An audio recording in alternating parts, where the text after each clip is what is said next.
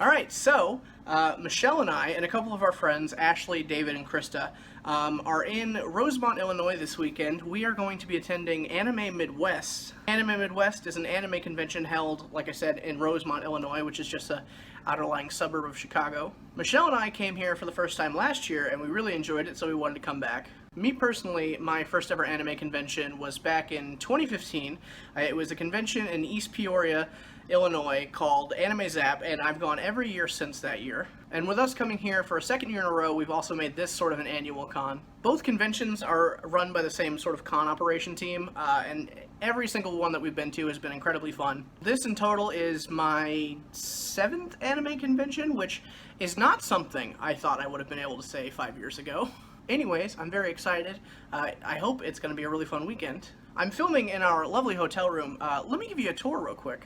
In front of me, we've got a desk with a swivel chair, a nifty little light fixture, some sort of artistic painting of an airplane, obviously my tripod. This year is cool because we have our very own personal balcony, which is something we didn't have last year because we had a different room.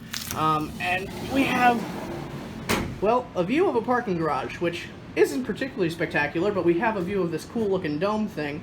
And unfortunately, every time I open this sliding glass door, the air conditioning turns off, so I'm just going to go ahead and close that. Over here we've got both beds, because like I said, we're sharing our room. Over here, Michelle's just laying on the ground. It's not very comfortable. Fun fact, actually, these pillows are actually kind of heavy. I jokingly threw one at her on the floor and it winded her. I'm very sorry about that. I did not mean to ruin your experience.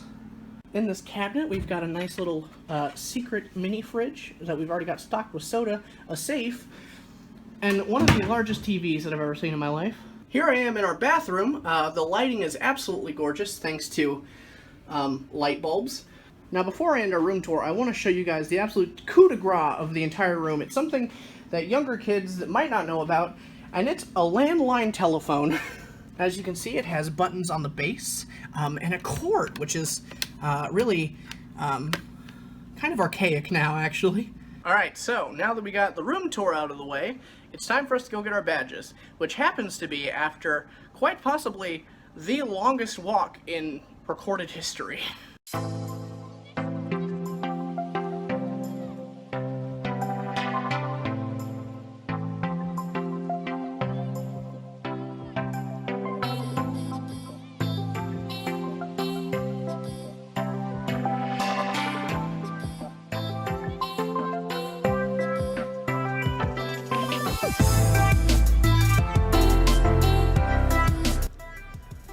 So, we got our badges, and that took literally so long. Honestly, it was probably about like 3 hours long, and I kept getting really irritated because the line to the right of us was moving at like twice the speed, but it doesn't matter, we have our badges finally. Unfortunately, because it took so long in the registration badge line, we missed the first 2 panels we wanted to see, but it's about 2:55-ish right now, and the next panel we want to see is at 3. It's a panel about how to run a YouTube channel. So if we run, we'll make it, and hopefully it'll be educational.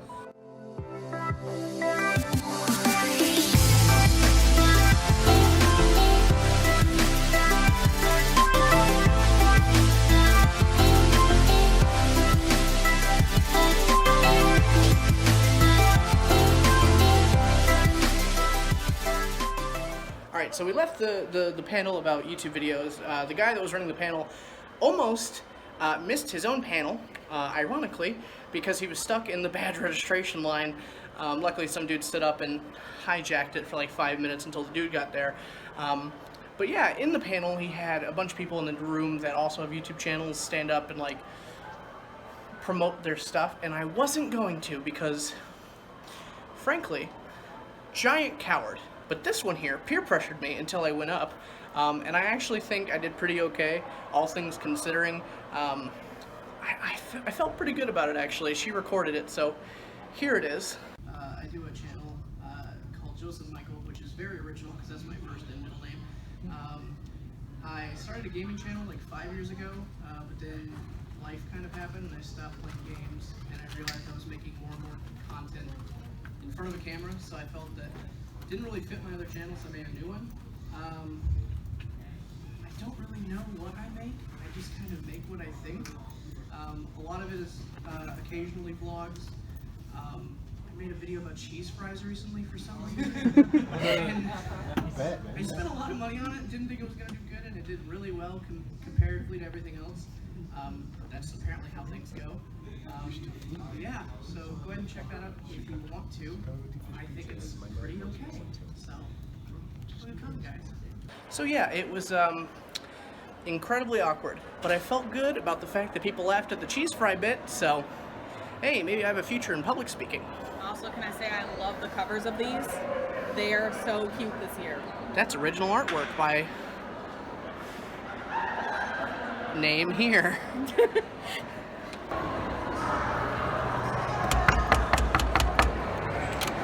Well, hello MTV. Welcome to my crib.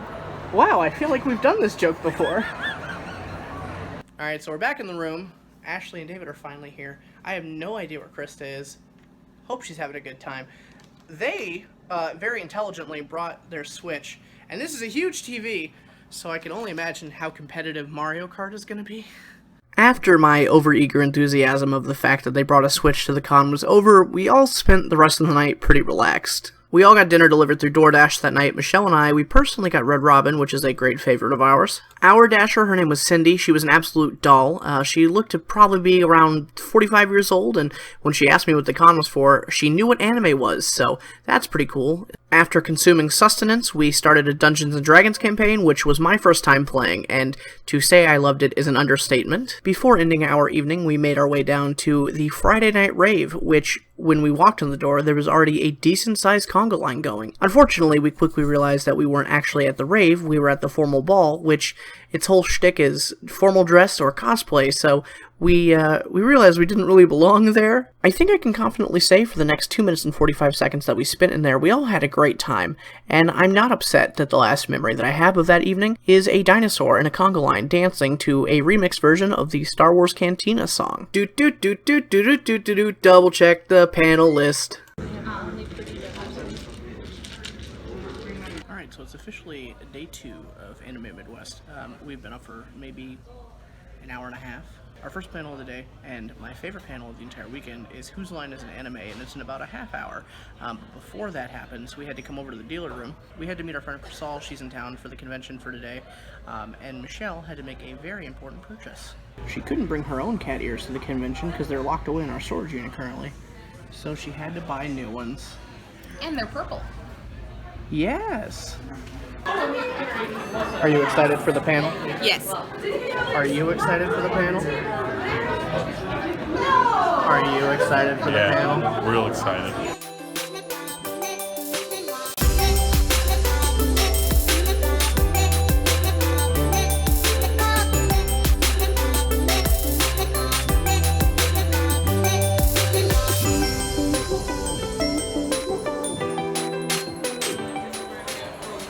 Alright, go ahead and adjust your ears. We just got out of the Whose Line panel. Ashley and David are in line to get their Maid Cafe tickets. And we just found out at the end of the Whose Line panel that this is my personal favorite cast member's last time at this con, apparently, which makes me very, very sad, but we do still have one more con we go to, so hopefully he performs there. What did you think of the show? It was funny. I was laughing the whole time. Literally, I can't express it enough. My absolute favorite thing we do anytime we come to these conventions was that panel, and it did not disappoint. I mean, what was your favorite part? Joey getting thrown and chased off stage. That was pretty great. Alright, so me and her came back up to the room. She wanted to adjust her cat ears and do her makeup. I'm very, very excited because the next panel we're going to is a voice actor panel. And the particular voice actor that I'm really excited to meet is Yuri Lowenthal. If you're into anime, you might know him as Sasuke from Naruto, and he's done a bunch of other things. Me personally, I know him as the teenage Ben Tennyson from Ben 10, as well as Spider-Man in the recent Spider-Man PS4 game. He's a big personal hero of mine, and I'm so excited. How did I get to be a part of the Ben 10 family? It was just another audition, man. I audition every day, all the time, and don't get most of the things I audition for. And Ben 10 was one of those things. where I got the audition, and then I didn't hear anything for a while, and then they called me back. They're like, hey, we like you, but we like 20 people, and we got to narrow it down and see who's best. And we did, I think, 3 or 4 rounds of that until they finally liked me for Alien Force, and one of the greatest moments, in my career, because that went on for a while. You don't get to always play a character that long. And I'm still proudly a member of Ben 10 family. And I think they just took pity on me and decided to give me a little bit. That's not true. That is not at all true. I didn't say anything to them. They just started bringing you in because you're good. What was it like being Ben Tennyson? It's a dream come true. You grow up thinking, you always have these, wish fulfillment things, like I wish that I could turn into amazing aliens, or I wish that I had superpowers. And it was, while I didn't actually get to do that in the studio, obviously I was just pretending. Sorry. What? Oh, I blew it for everybody. Sorry, I can't actually Spoiler alert, change you into guys. aliens. But it was fun because Ben was basically me. Like there wasn't a lot of getting into character, I was just walk in. And I loved the people that I worked with and the guest stars that they would bring in for episodes. It was just always a joy to show up for that show. Thank you. Thank you, Dwayne McDuffie, for that. Yeah, thank you. Okay, so we just left the Yuri Lowenthal panel, and I am over the moon just being in the same room with somebody that I admire greatly and respect and cherish. Memories that I attach to a character of his from when I was younger is just so cool. After the panel was over, I caught him for a second, and I actually shook his hand and said hello, and I told him how much him playing Ben 10 meant to me, how would you describe what happened? You fanboyed hard. I'd say that's pretty accurate. All things considering, it was a really cool experience seeing him. That guy, shout out to you for photobombing that, I love it. But we're chilling right now, we're in the dealer room, and she just bought a mystery box of D&D dice, basically, a full RPG set. It had a smiley face, so that's why she bought this specific box. We're gonna go ahead and do an opening for you. Alright, let's go ahead and see what you got. It came with a D20 pin. Oh, that's actually really sick. All great things come in tiny manila envelopes. Wow. I'm gonna be honest. These, kind of looks like rocks that you poured Pepto-Bismol on. Or their blood splattered. That's morbid. But since we are in the dealer room, while we're here, since she got the cat ears and the mystery box of dice, I'm gonna see if I can find anything I want. I always have buyer's remorse anytime I spend money on anything, so hopefully I find something that I both enjoy and don't regret spending money on.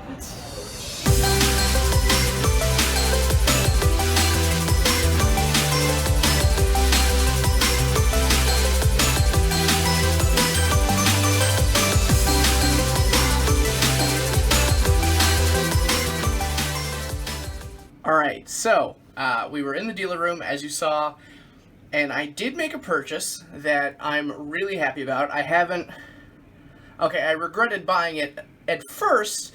I spent $45 on it. I'm in my bathroom right now because I wanted to just make a grand reveal. Da, da, da, da, da, da, da, da, da, da. Yeah, I spent $45 on a foam Captain America helmet. Pretty okay with that purchase.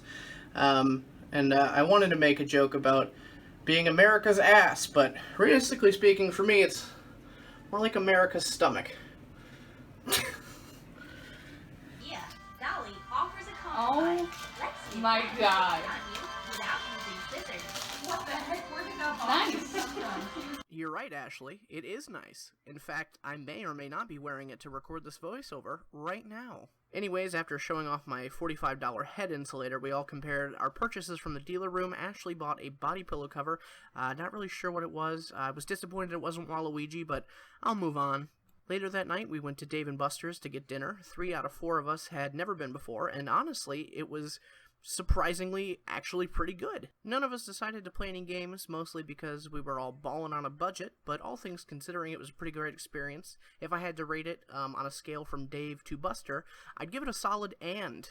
When we got back to the hotel, Ashley and David decided to attend the burlesque show.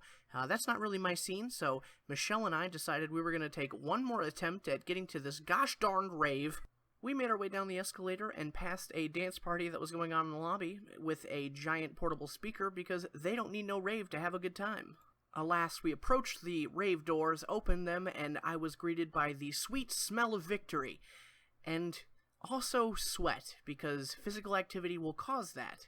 All jokes aside, for the short amount of time that we actually spent in the rave, it was a pretty good time. There was music, and there were lights, because obviously it's a rave, as well as the fact that I got to see a giant Pikachu dancing around, and that's not something that I thought I would see in my lifetime. With that breathtaking experience in the bag, we made our way upstairs, where, like the lame adults we are, we were promptly in bed and asleep by 12:45. We awoke on the morning of day 3, and Michelle and I had only one plan, and that was to attend a SpongeBob trivia panel. But if you've been watching the vlog up till this point, you can probably reasonably assume that something most likely went wrong, and we kind of overslept. Having missed all of that spongy goodness, we cleaned the room, packed up, and we checked out, and on the long walk back to our car in the parking garage, I got really sad that the weekend was almost over. Day 3 of a con isn't just sad because it's the end of a weekend full of fun, but it's also sad because there's the sudden realization that we all have to go back to our normal mundane lives, unfortunately. But at that point, who's got time for sadness? We've still got like 5 more hours until closing ceremonies, so we found one more panel that we wanted to go to. It was a Starting Your Cosplay Career panel. We attended that, and then we spent most of the rest of the day continuing our Dungeons & Dragons campaign. I didn't mention it earlier, but I'm really proud of my character. I'm a half-elf wizard named Clevin Goldstein, and the first action I made in the game was purchasing exotic meat, so that's always fun. After we stopped playing Dungeons & Dragons, we all took one last look around the dealer room, and we went to the main building to wait for closing ceremonies. When I went to my first anime convention, I hadn't really watched any anime aside from Yu-Gi-Oh! But quickly I realized that it's just the most inclusive community, and it makes you feel at home almost instantly, and it's just so much fun. So if you ever want to go to a convention, I definitely recommend you just bite the bullet and you do it. And with closing ceremonies wrapping up, that officially marked the end of Anime Midwest 2019. The weekend was a lot of fun, and I want to give a quick shout out to all of the con staff that made it happen. It was so good, and you worked so hard, and I genuinely really appreciate it. But before the vlog ends, there's something I must do to right a terrible misjustice. Hey, babe. Yeah. It's time for SpongeBob Trivia! Oh god. The game is simple. There's only one question. Is mayonnaise an instrument? No. Well, that was reasonably disappointing.